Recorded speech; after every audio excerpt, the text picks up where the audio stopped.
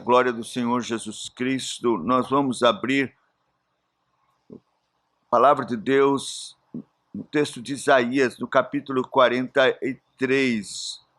Nós estamos fazendo a exposição de 14 a 21 e paramos no domingo passado no verso de número 17. Então vamos expor hoje do verso 18 ao verso 21. Mas vamos ler todo o texto de 14 a 21. Isaías 43, versos 14 a 21. Nossa exposição será a partir do verso 18.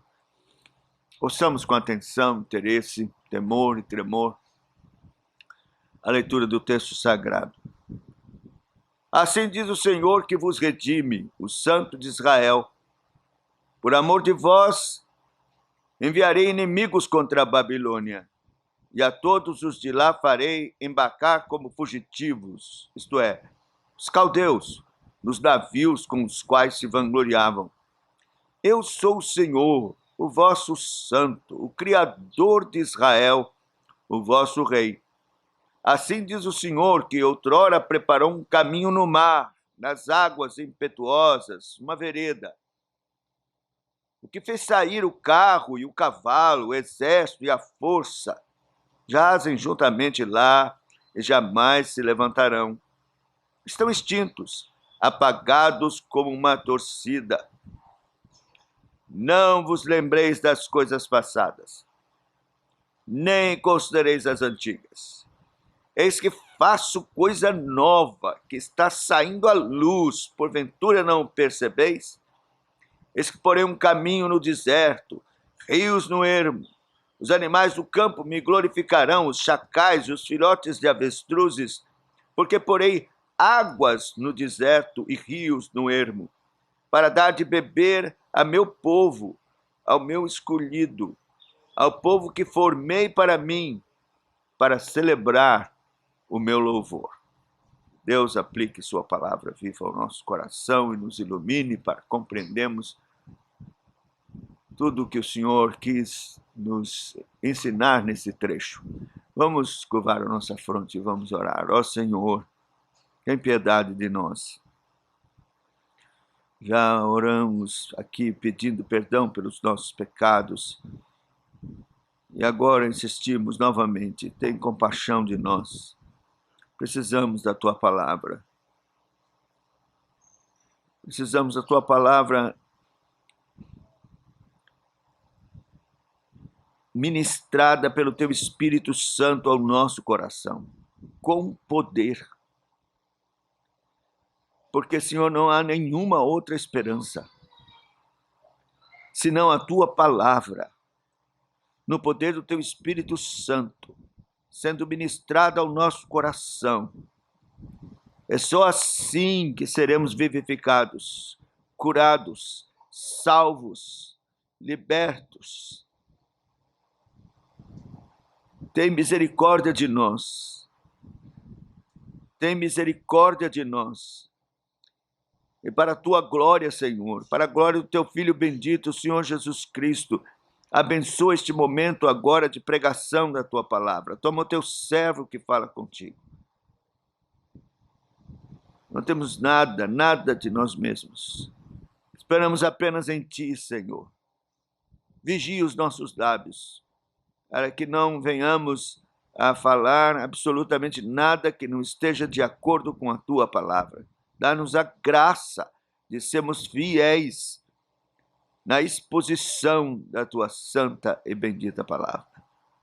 Oramos, agradecidos, louvando o Teu nome, Te exaltando, Te bendizendo, dando a Ti toda a honra e toda a glória por Jesus Cristo, nosso Salvador vivo. Amém.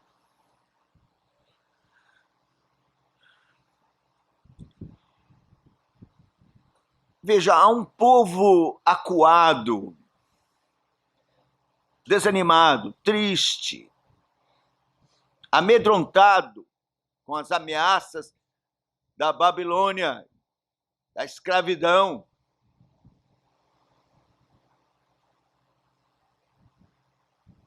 Deus levanta o profeta para trazer uma notícia alvissareira. Ele diz: lembra o que eu fiz no Egito? Como os tirei com mão forte, braço estendido, abri um caminho no mar, fiz sucumbir todo o exército de Faraó que os perseguia. Jazem lá, estão lá.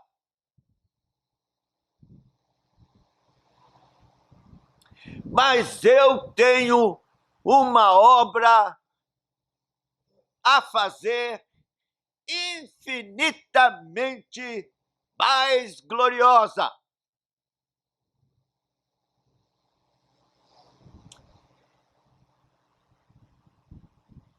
Isto é, uma promessa de libertação da Babilônia, que é o mundo, representa o mundo. Portanto, uma promessa de libertação muito além da escravidão de 70 anos na Babilônia, mas de uma escravidão eterna do mundo e do inferno pelo Evangelho.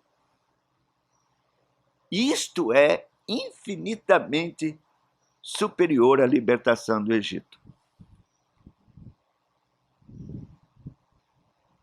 Portanto, o texto é muito mais extensivo do que a libertação da Babilônia.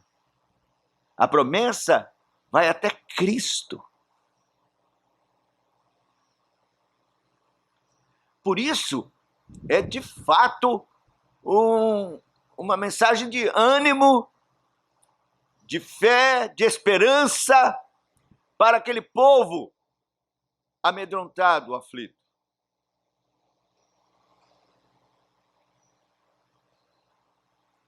Poderíamos ter o tema: não desanime, a glória do Evangelho veio à luz.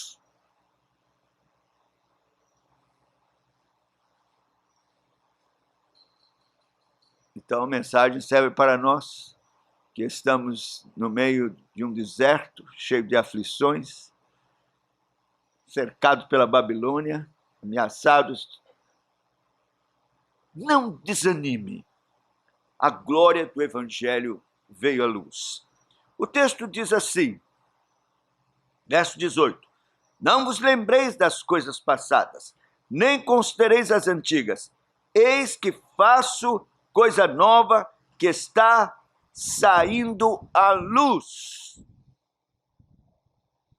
Então, meus irmãos, a primeira coisa que nós queremos ver aqui é que a libertação do Egito é infinitamente menor que a libertação do Evangelho. Geralmente, nós ficamos maravilhados com as pragas, com a manifestação do poder de Deus lá no meio do Egito.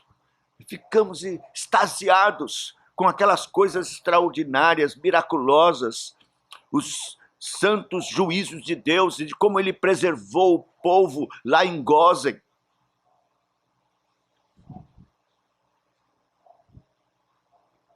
E ficamos pensando, que coisa extraordinária. Gostaria de estar lá.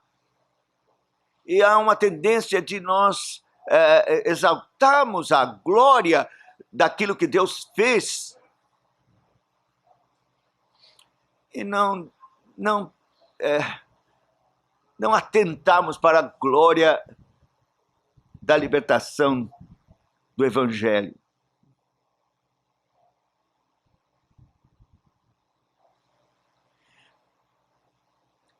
Mas, meus irmãos, nem as pragas, nem o milagre do mar se abrindo, nem do exército todo de Faraó sucumbindo quando Deus fechou as águas sobre eles, nem a coluna de fogo para iluminar a noite. Tudo isso eram apenas prenúncios, tipos, apontavam para Cristo e para a glória dele. Mas não pode se comparar de forma alguma com a manifestação de Cristo mesmo.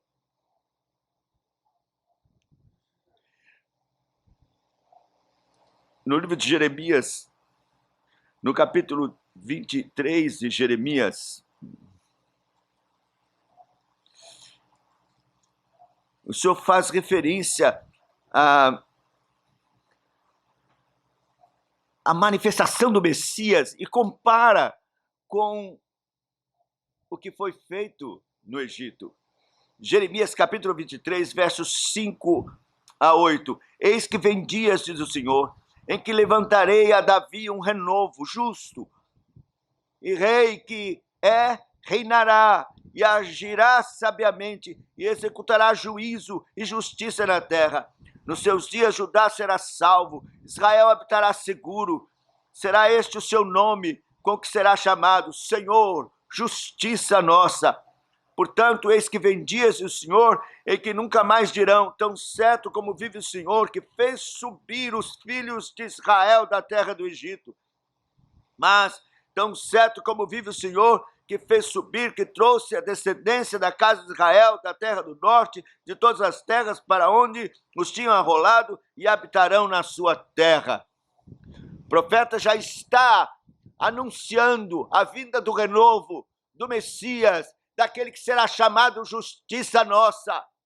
E ninguém vai mais mencionar tão certo como o Senhor que nos tirou do Egito, porque a manifestação deste renovo, deste Messias, será tão gloriosa, que irá empanar, de fato, a glória do que aconteceu no passado. É claro, não é para esquecer, são feitos gloriosos do Senhor, mas, se compararmos, é muito maior a glória da manifestação de Cristo e do Evangelho do que qualquer libertação que o Senhor tenha feito, ainda que miraculosa e extraordinária, no Antigo Testamento. A promessa é não só voltar da Babilônia, das terras do norte, mas a redenção da nova aliança. Esta é a promessa. Gloriosa, muito mais gloriosa. É isso que está saindo à luz. É a redenção gloriosa de Cristo. Não vos lembreis das coisas passadas, nem considereis as antigas, eis que faço uma coisa nova. Uma aliança nova, algo glorioso. A manifestação do meu próprio Filho, do Evangelho, a nova do Evangelho. A glória do poder de Deus se manifestando no meio de vós para a redenção da vossa alma do cativeiro eterno. Em Jeremias, capítulo 31, Jeremias menciona essa nova aliança infinitamente superior. Ele diz, Jeremias 31. Eis aí vem dias, diz o Senhor, em que firmarei nova aliança com a casa de Israel e com a casa de Judá, não conforme a aliança que fiz com seus pais nos dias em que os tomei pela mão para os tirar da terra do Egito, porquanto eles anularam a minha aliança, não obstante eu os haver desposado, diz o Senhor. Porque esta é a aliança que firmarei com a casa de Israel depois daqueles dias, diz o Senhor. Na mente lhes imprimirei as minhas leis, também no coração lhes escreverei, e serei o seu Deus, eles serão o meu povo. Não ensinará jamais cada um o seu próximo, nem cada um o seu irmão, dizendo: conhece ao Senhor, porque todos me conhecerão, desde o menor até o maior deles, diz o Senhor, pois perdoarei as suas iniquidades e dos seus pecados jamais me lembrarei. Esta é a coisa nova que está saindo à luz. Muito maior, muito mais gloriosa do que a libertação do Egito. Não vos lembreis das coisas passadas. Meus irmãos, nós que estamos experimentando esta glória hoje, nós que já temos diante dos nossos olhos esta manifestação extraordinária e maravilhosa do Evangelho,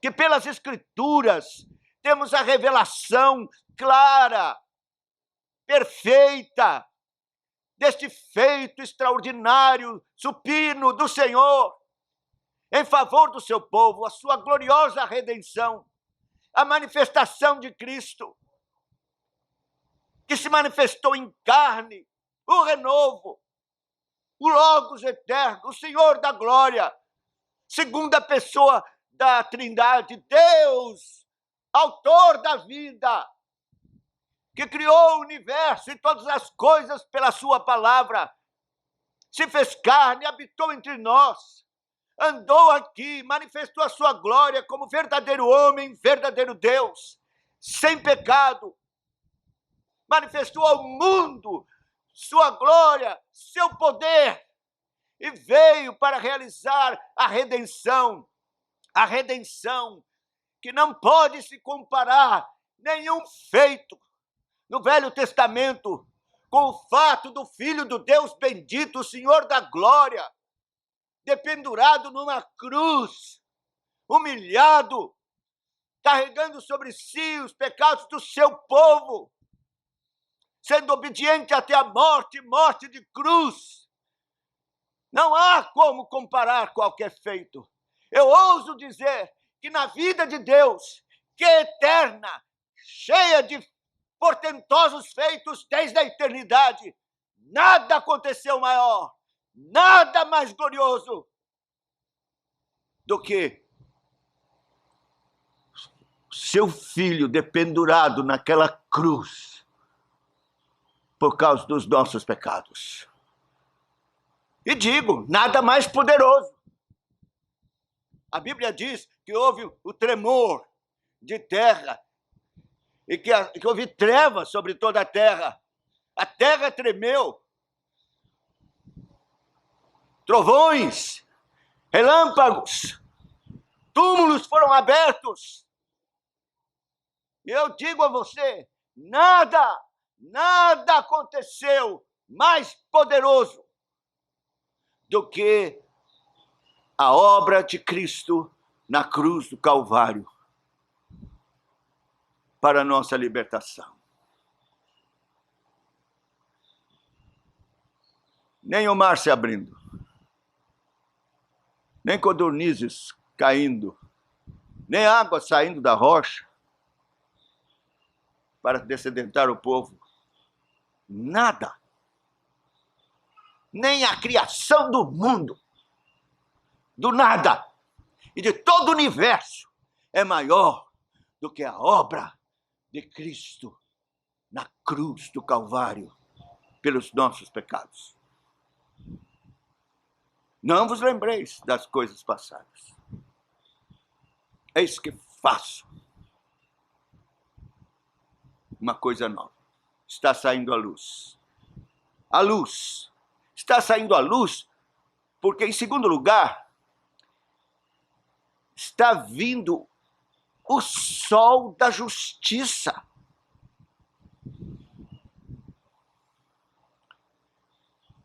Que nasceu, que veio à luz. O sol da justiça. Cristo é o sol da justiça que veio à luz. Em Lucas, no capítulo 1, no cântico de Zacarias,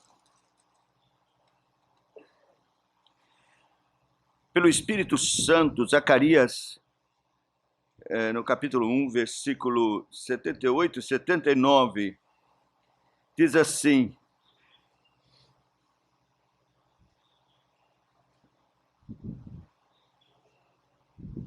graças à entranhável misericórdia de nosso Deus, pela qual nos visitará o sol nascente das alturas, para alumiar os que jazem nas trevas e na sombra da morte, e dirigir os nossos pés pelo caminho da paz.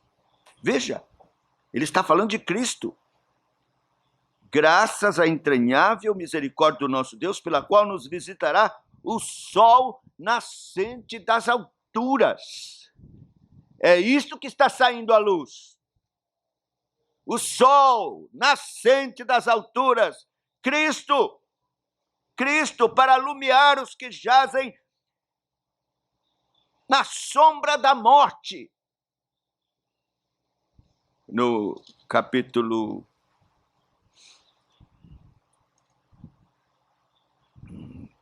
de João, no capítulo 8, está expresso aqui de forma clara no verso de número 12. João 8, 12. De novo lhes falava Jesus, dizendo: eu sou a luz do mundo. Quem me segue não andará em trevas. Pelo contrário, terá a luz da vida. Pode alguma coisa ser maior, mais extraordinária, mais significativa, influente e poderoso do que o sol nascente das alturas, a luz do mundo? O nosso sol é uma ilustração. Não há quem se esconda. Ele atinge o seu pino ao meio-dia e toda a terra é iluminada, falando no hemisfério em que ele está iluminando. De fato, é glorioso. Nós nem podemos olhar para ele na sua força. Mas que dirá o sol nascente das alturas, que criou este sol, sua glória, seu esplendor?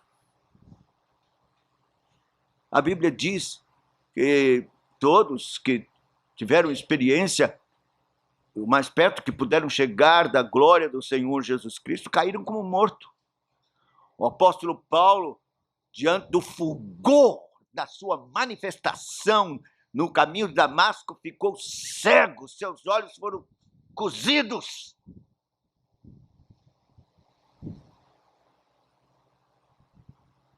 É este sol que está saindo à luz para a salvação do meu povo, diz o Senhor. Eu gosto muito do texto de Mateus, no capítulo 4. Me comove esse texto. É cheio de esperança, de graça e de misericórdia para um povo pobre, cego, nu, pecador como nós. Eu me sinto como um destes na Galileia dos gentios. Mateus 4, 16.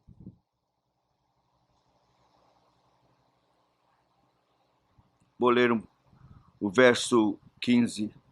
Terra de Zebulon, terra de Naphtali, caminho do mar além do Jordão, Galileia dos gentios. O povo que jazia em trevas viu grande luz, e os que viviam na região e sombra da morte, resplandeceu-lhes a luz. Não vos lembreis das coisas passadas. Eis que faço uma coisa nova que está saindo à luz.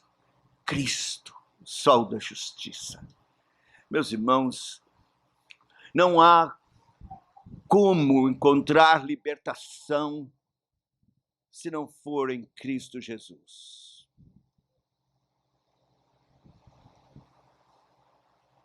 Estamos numa grande Babilônia, escravizados pelos nossos pecados, caminhando a passos largos para o inferno e a perdição eterna em trevas, densas trevas, eternamente.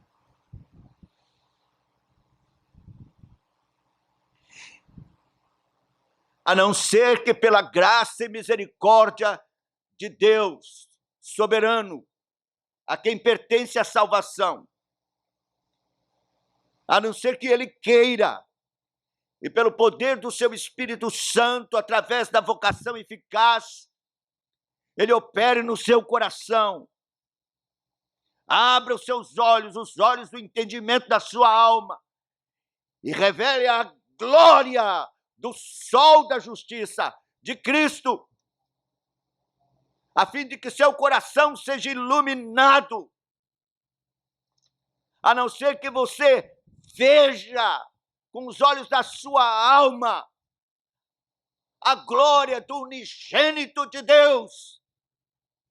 Jamais você será salvo, jamais será liberto. Continuará em densas trevas.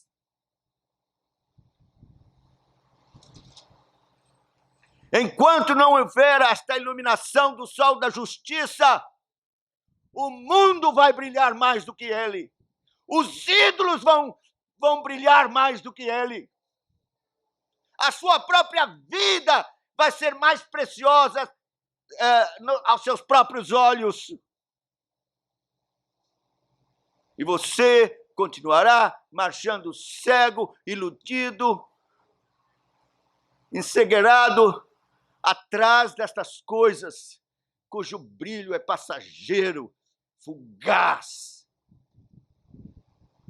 Oh, que pela graça de Deus, pelo Espírito Santo, por sua misericórdia infinita, Ele faça com que os seus olhos sejam abertos e você possa contemplar a glória do unigênito do Pai, a glória de Cristo, o sol nascente,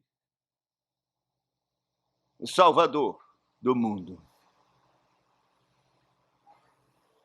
Ore por isso, rogue, clame. Se ainda os seus olhos não foram abertos, se você ainda não pôde, não conseguiu ver esta glória, se os seus olhos ainda estão perdidos nas manifestações infinitamente menores que ficaram no passado, ou nas suas próprias experiências que fortuitamente,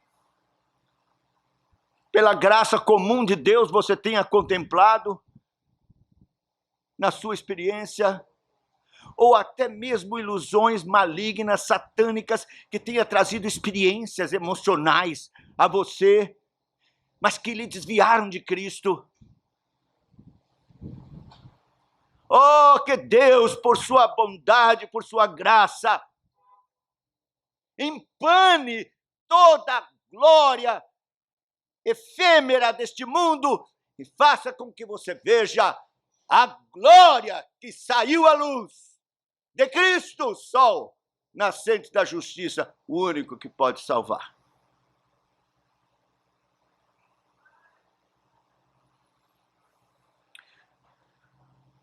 Sabe por que eu digo isso? Eu tenho que explicar isso. Há muitas pessoas no catolicismo ou em outras religiões e até mesmo no evangelho que tiveram sensações e experiências com alguma coisa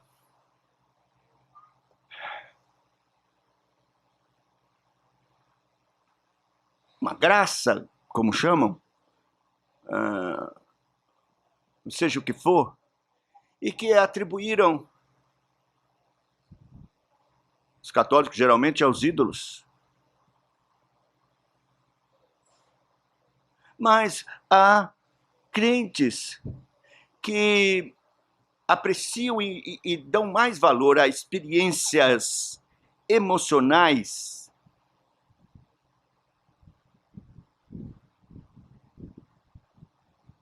do que a Cristo. Eu vou explicar mais.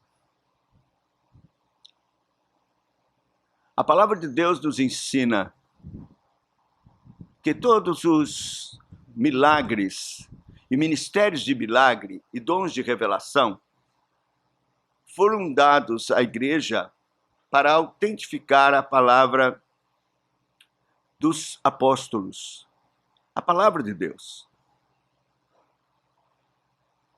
Foi importante, necessário isso,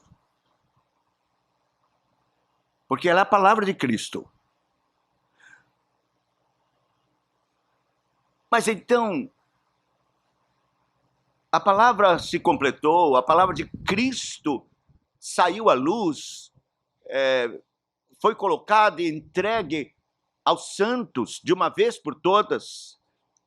A palavra de Cristo, a revelação, Cristo falando. E as pessoas não aceitam a suficiência das Escrituras. Elas estão grudadas, agarradas a experiências de revelações outras.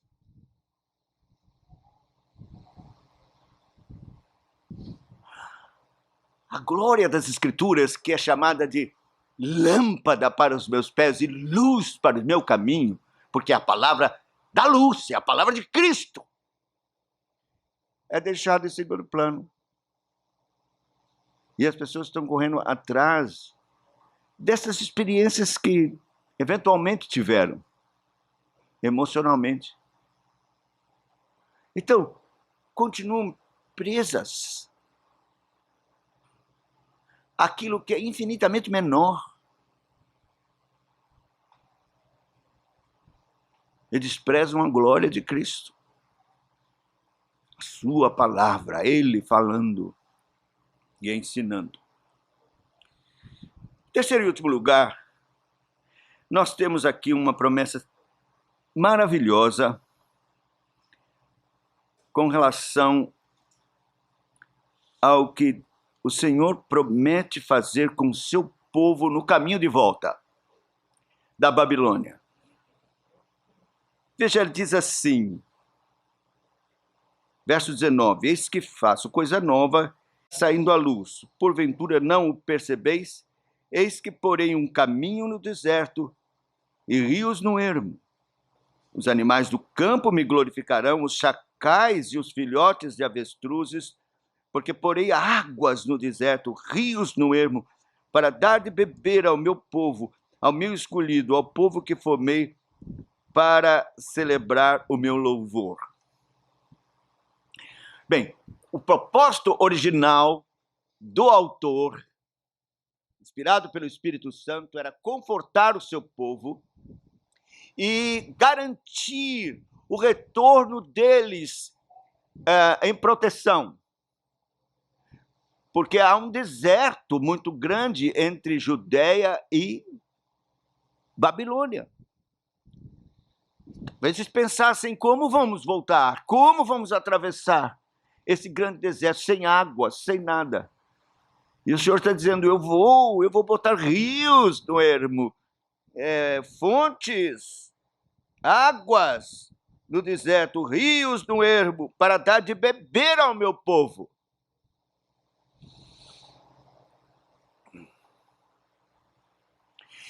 E será tão abundante que os animais do deserto que ficam atrás de água, correndo, vão se alegrar, porque será abundante a água. Eles vão encontrar e ficar maravilhados, os animais, de tanta água que eu estou dando por causa do meu povo que vai atravessar o deserto. Então, o texto originalmente está, de fato, falando desta preferência de Deus para com o seu povo e da disposição do seu coração em suprir, em salvar o seu povo no deserto, na aflição, nas dificuldades. Isto é maravilhoso. Nós estamos atravessando um deserto? Estamos. O que será à frente? Vai faltar água? Emprego? Vão suspender o salário dos aposentados, como fizeram no Rio de Janeiro? Não vai haver saúde, remédios, e víveres e coisas comuns, como na Venezuela? Eis que porém rios no ermo.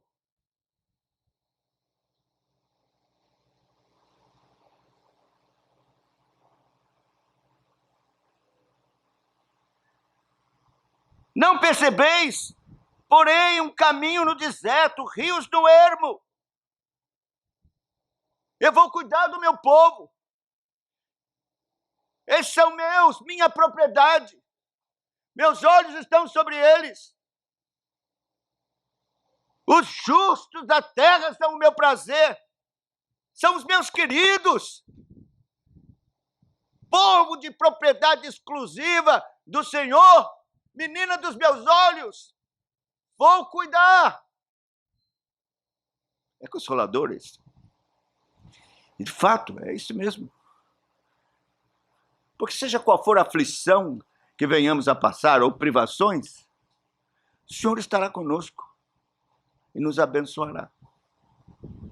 Muitos crentes têm passado por aflições no mundo, por situações políticas, econômicas, guerras, tumultos.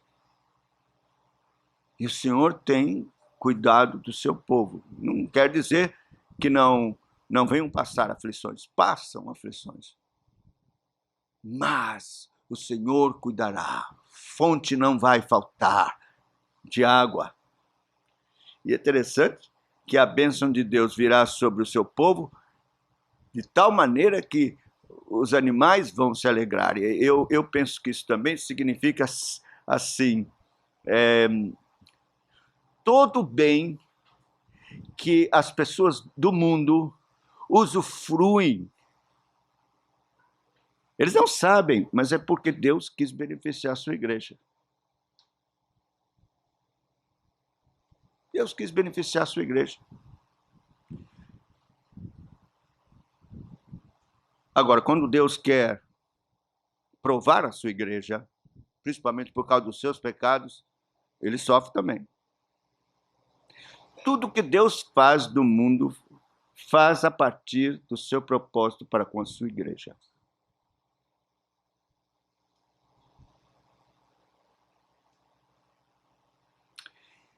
Mas eu gostaria de trazer aqui uma ilustração. Não é o significado original do texto, eu não quero alegorizar de forma alguma, mas há textos que ilustram verdades, nos fazem lembrar de coisas que Deus realmente fez. Por exemplo, John Gill, um exegeta, traz a lume esta ilustração, que é tão pertinente que eu também não quero deixar de fora e deixar de mencionar. Meus irmãos, Deus está falando em fazer uma coisa nova que está saindo à luz, e nós sabemos que, já falamos até aqui, que tem a ver com Cristo, com o Evangelho. E nisso todos os comentaristas concordam, inclusive Calvino, que tem que se estender isto até Cristo.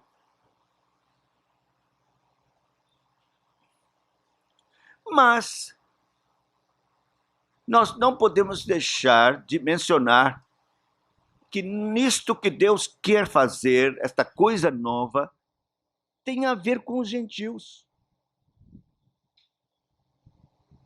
Essa coisa nova é um Israel novo. É um Israel espiritual, que envolve judeus e gentios. Então, o fato desta água correr abundantemente, prioritariamente para o seu povo, porque foi para os judeus que prioritariamente veio o evangelho, isso está escrito claramente nas Escrituras. Diz claramente a palavra de Deus que ele veio para os seus o rejeitaram. Então, esta fonte maravilhosa de água do evangelho jorrou prioritariamente para os judeus. Correu como rio no deserto. E os pobres animais gentios, porque era assim que os gentios eram considerados pelos judeus, animais. Você se lembra do lençol que desceu para Pedro? Cheio de animais imundos. Pedro, mata e come. Não, de jeito nenhum. Jamais na minha boca entrou carne desses animais. Veio 3 vezes. Não considere comum aquilo que Deus purificou. Por que Deus estava fazendo isso? Porque chegou a hora do evangelho ser pregado aos gentios.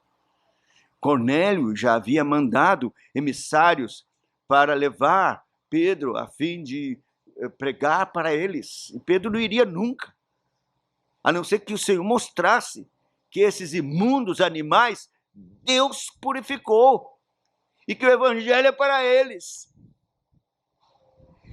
Então, como diz João no capítulo 7, tratando do evangelho, o Senhor Jesus menciona isso. É tão precioso. João capítulo 7, o verso de número 37.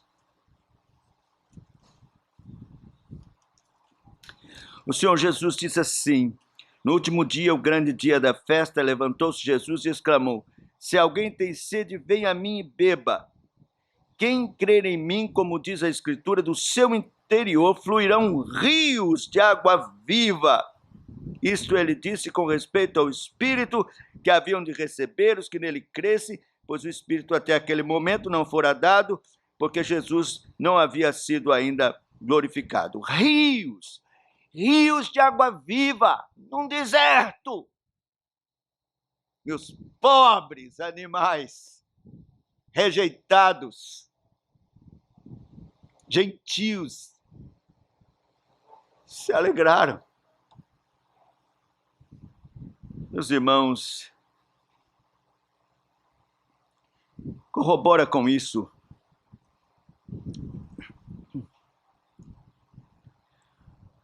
o texto de Ageu. Acompanhem comigo esta comparação de textos. Ageu,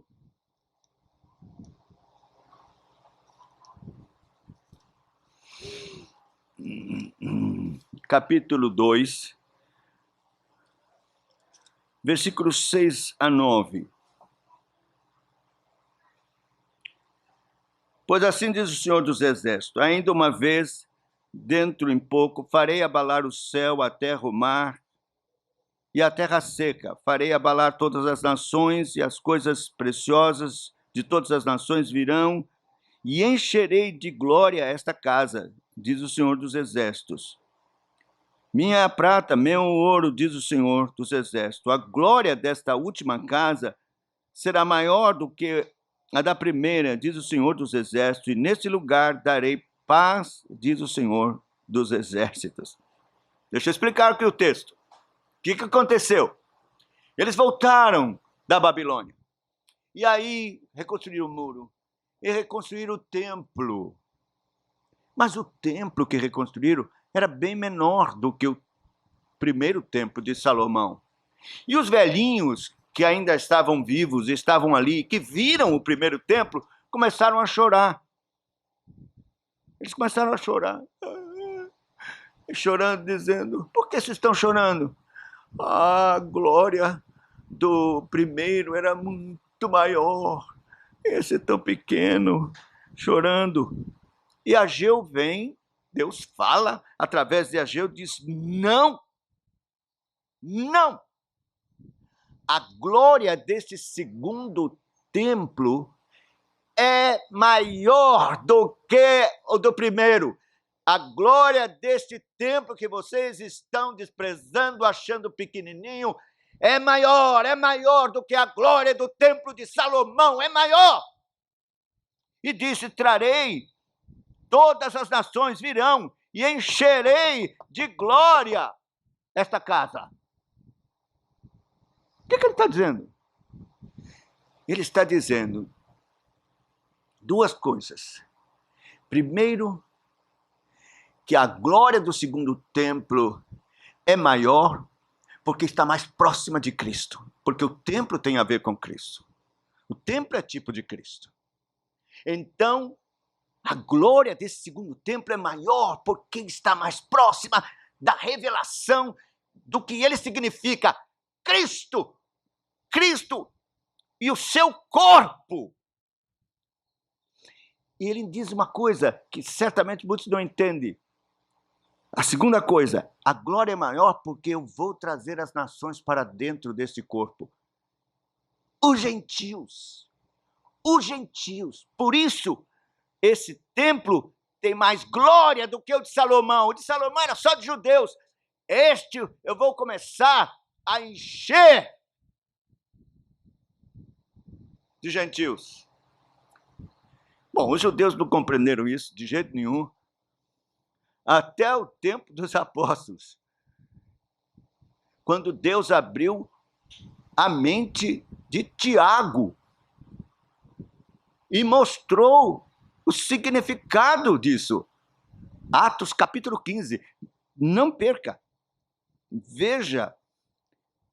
Porque quando eles se reúnem no concílio para resolver a questão entre judeus e gentios, a separação e aquela celeuma a respeito das comidas que deviam comer ou não deviam comer, circuncisão e tudo mais.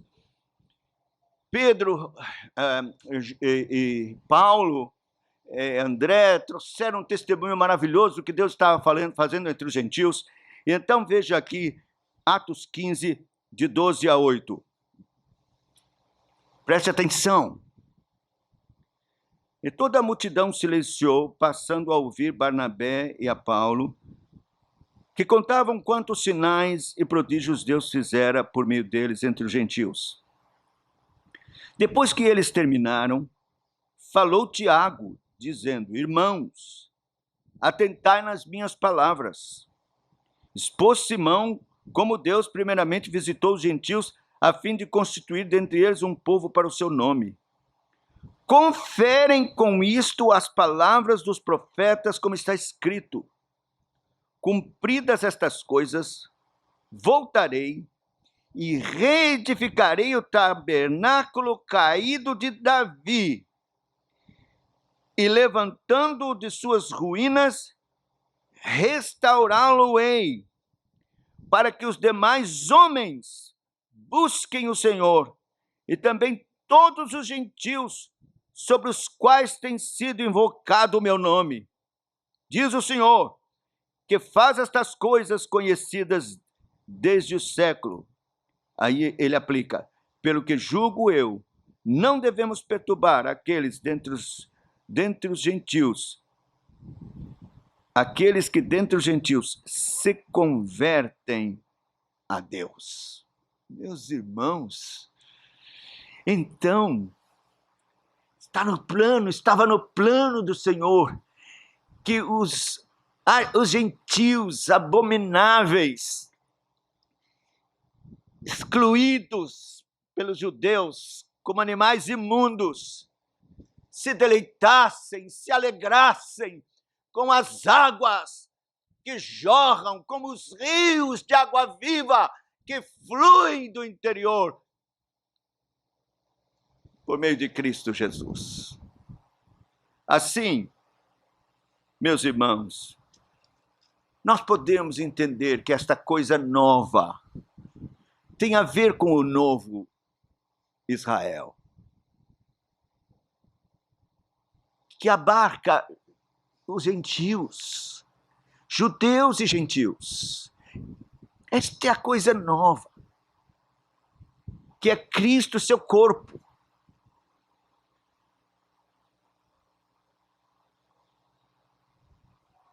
Um povo eleito, um povo criado em Cristo Jesus para a glória de Deus.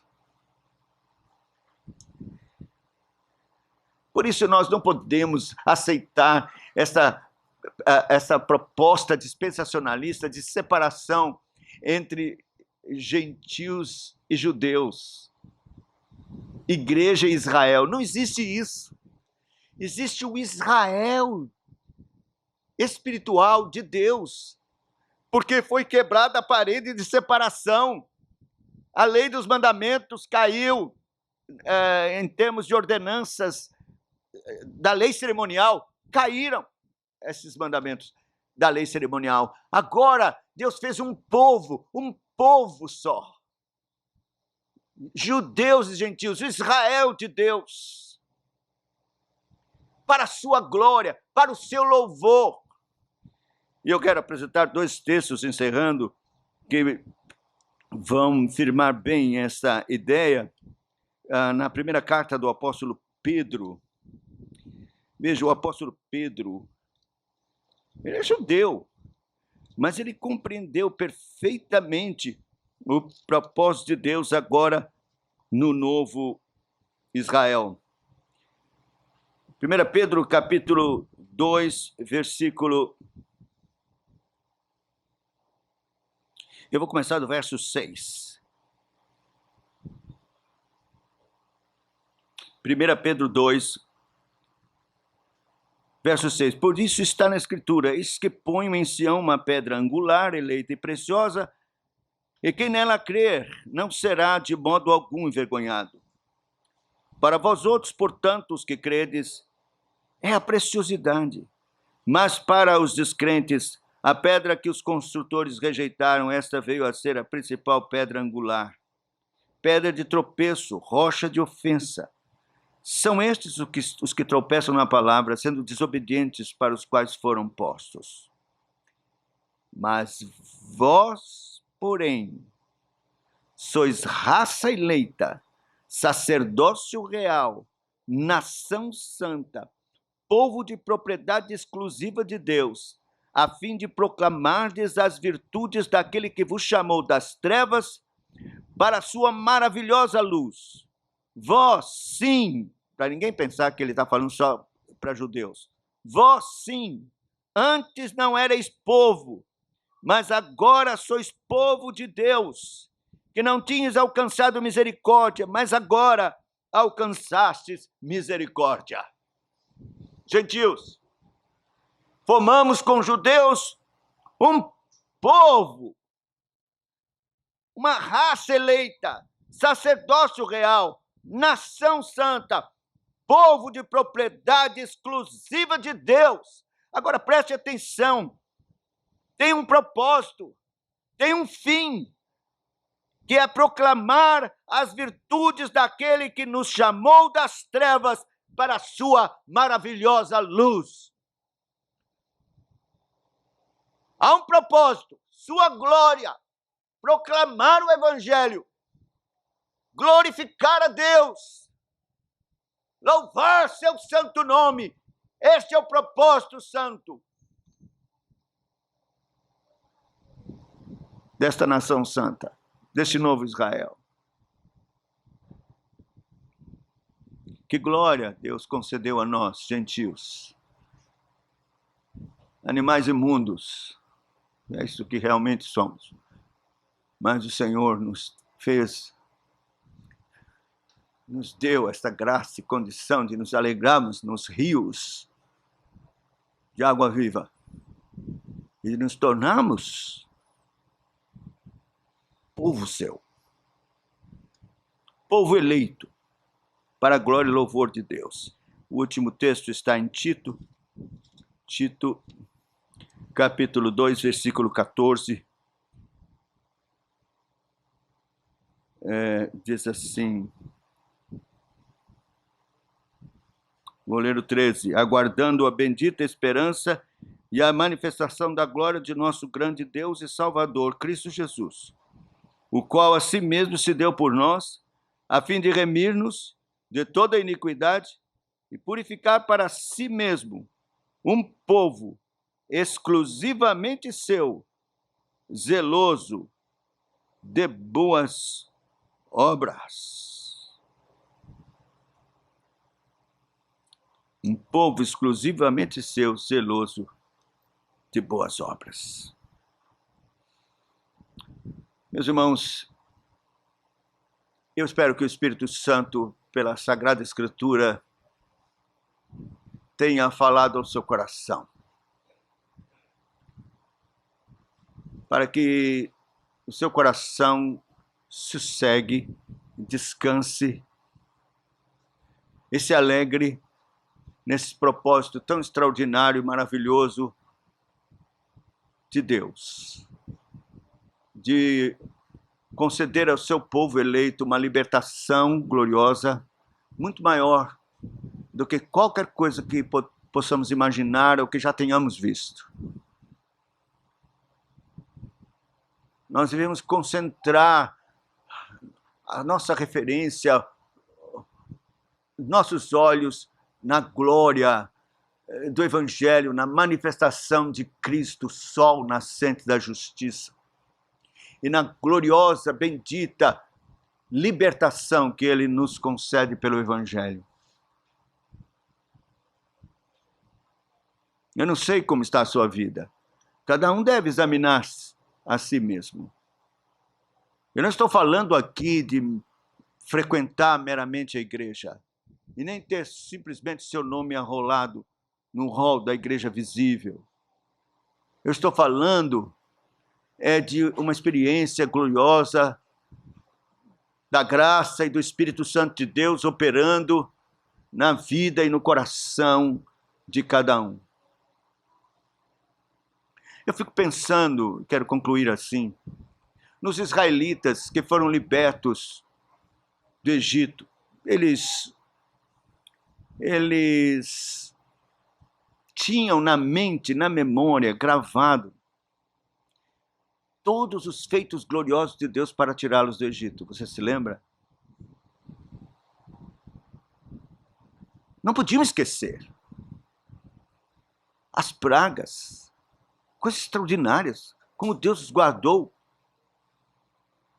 O sinal do sangue na porta, que muitos deles, pessoalmente, molharam sangue na bacia e tingiram os umbrais da sua própria casa. Eles ouviram os gritos dos gentios, dos egípcios. Cada casa um cadáver, cada casa um morto. Nunca houve isso em toda a terra. Imagine o grito, somado com todos os gritos de uma população de milhares de pessoas. A saída deles, em júbilo, cantando. De repente, um impasse do mar à frente, das montanhas, e de um exército furioso, vingativo atrás. E de repente, simplesmente Deus faz com que seu servo levante a vara, coloque no mar, e um caminho se abre, um muro de águas, terra, simplesmente o chão, para eles andarem e saírem. Um caminho, uma saída. Que alívio! passaram pelo mar, que glória! Quem pode esquecer isso?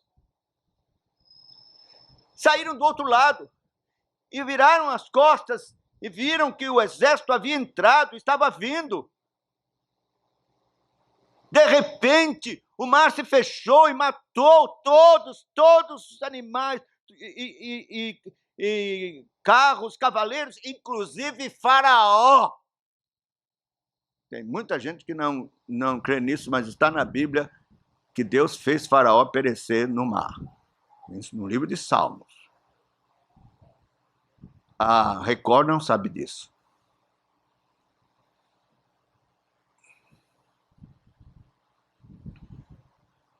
E andaram. De repente tem sede. Então bate na rocha. Água. Todo mundo tomando. Água que sai da rocha. Queria as cebolas lá do Egito, os pepinos. Deus manda codornizes. Como é que todo mundo vai... 600 mil homens, sem contar as crianças, vai aparecer carne de onde? Codornizes. Os céus fizeram chover codornizes. Comeram carnes. Coisas extraordinárias. Adiantou alguma coisa? Nada.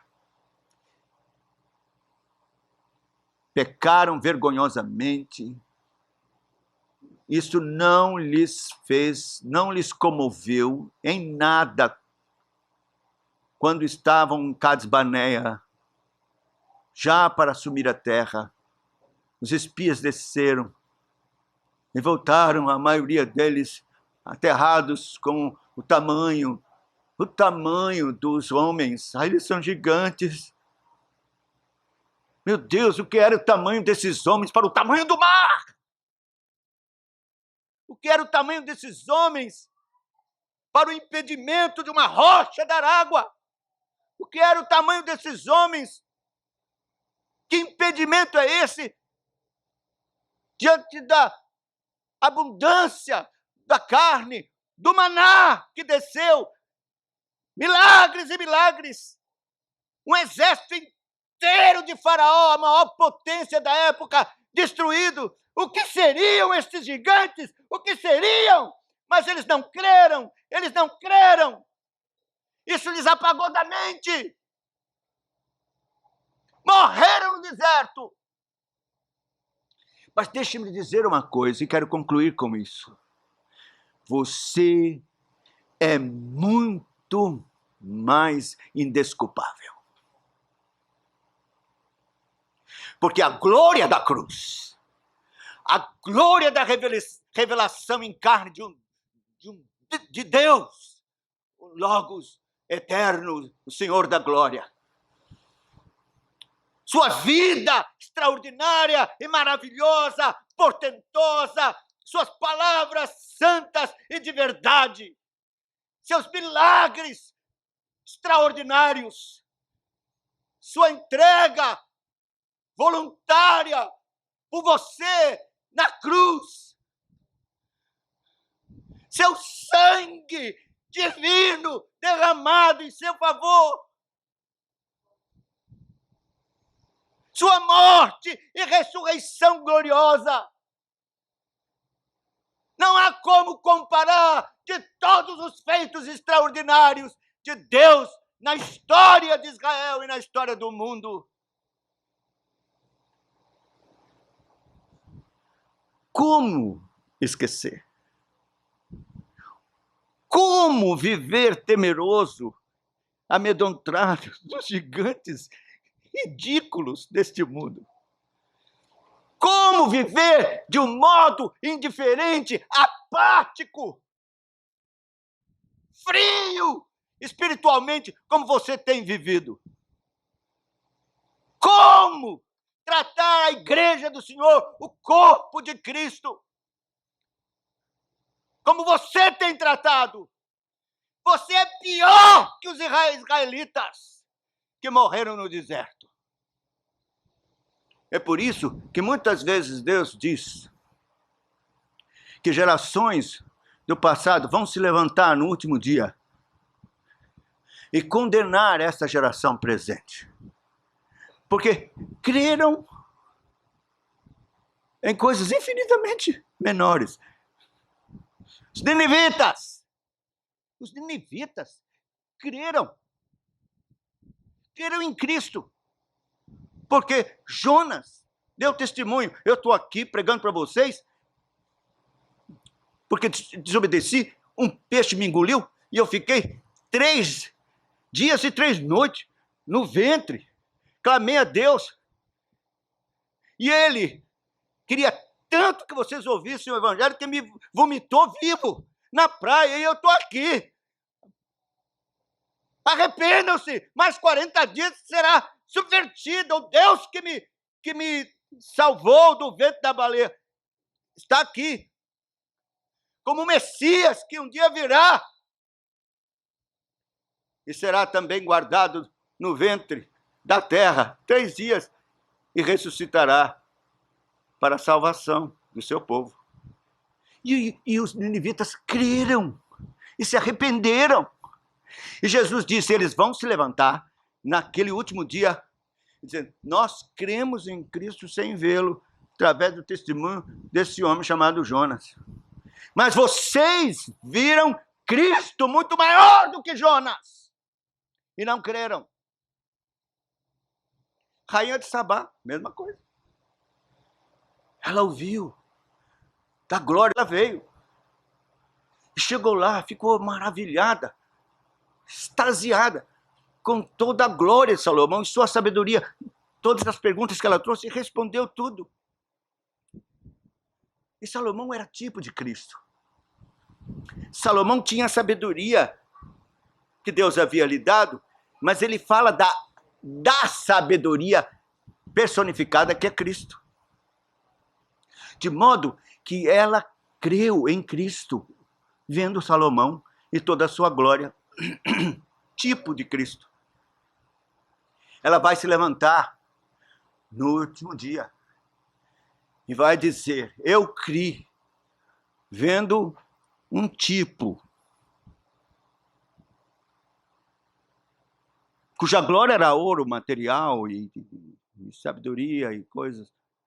Mas vocês viram o Senhor da glória, Cristo, cuja glória não é de ouro, é a glória mesmo, eterna e soberana nele. E não creram. E não se entregaram. E não morreram para suas próprias vidas, para viver a vida dele.